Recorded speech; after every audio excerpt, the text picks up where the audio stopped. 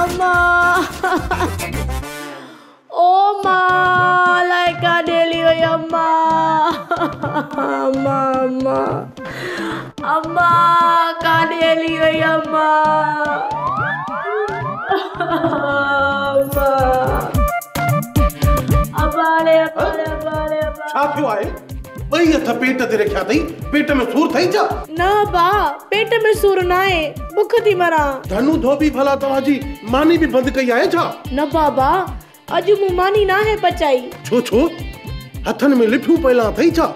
या पारुथी मानी पहल हुई बाबा मानी के छड खणी हाने त धनु जे घर में अटो भी ना है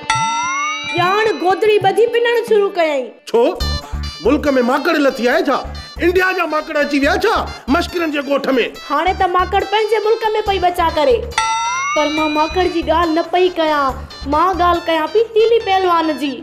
देखण दा सनड़ा है बाकी खावण दा चित्ता है चित्ता तीली पहलवान अवां जे हिस्से जी भी मानी खाई तो वनी छा बाबा सजो घर खाई वयो आ सुको राशन भी खाई वयो आ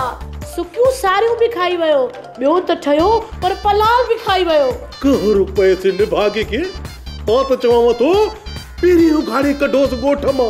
ये न थे जो निभागो यो सजो गोठ खाई चट्टू करे छडे रख शर्त दौड़ वनी पाए पाणे सेठ धनु धोबी वनी कढंदस मां वनी दिसा त रांधणे में को बचड़ सुचड़ टुकुर पायो त खणी वनी खावा ॾाढी भूख लगी आ लागी अमो भी अला ॾाढे हुई आ हां रांधणे में त मोचे ऐसे जी मानी पई होंदी खाई वेंदी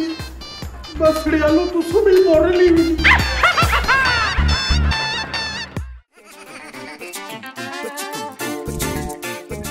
अब सुगड़ जी याद आई थी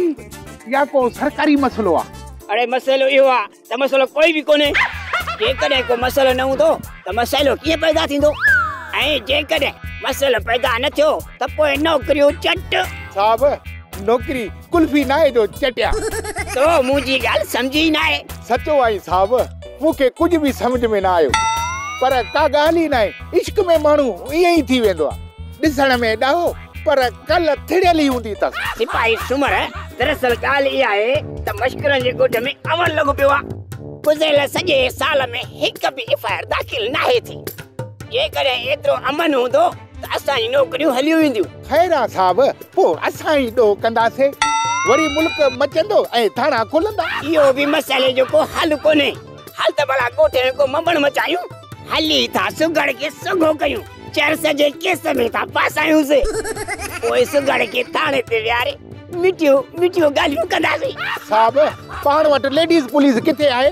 लेडीज़ पुलिस हुजे हा त पोइ पराई माईअ खे छो गिरफ़्तार कयूं हा पंहिंजी पुलिस सां वेही मिठियूं मिठियूं ॻाल्हियूं कयूं हा हलो साहब जॾहिं का गड़बड़ थी न पोइ असांजो भॼण ॾिसजांइ सोप सीरियल मश्करन जो गोठ सीज़न 2 जा तमाम एपिसोड्स ॾिसो हाणे HD क्वालिटीअ में विज़िट करियो असांजो YouTube channel Sindh TV HD drama.